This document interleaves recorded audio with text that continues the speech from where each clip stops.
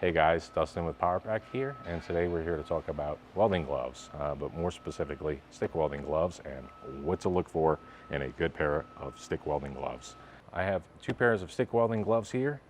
We have cowhide and elkskin. Both are really thick and both have a really high resistance to heat. But one thing to think about is leather is only one part of picking out a good pair of stick welding gloves.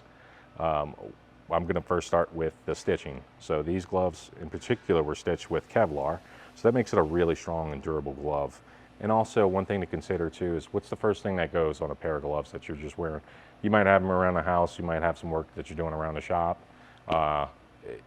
Usually your thumb joint is the first to develop a hole. So what they did to eliminate that was they put an added extra layer of leather on top of that thumb joint, and that helps to eliminate those holes from developing. Other than that, one thing you need to consider, which is I think one of the most important parts, is going to be the length of the welding glove itself.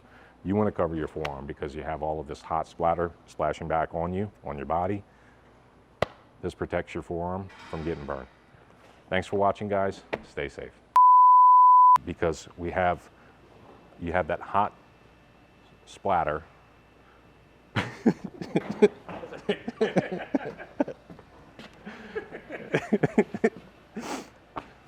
All right, hot splatter.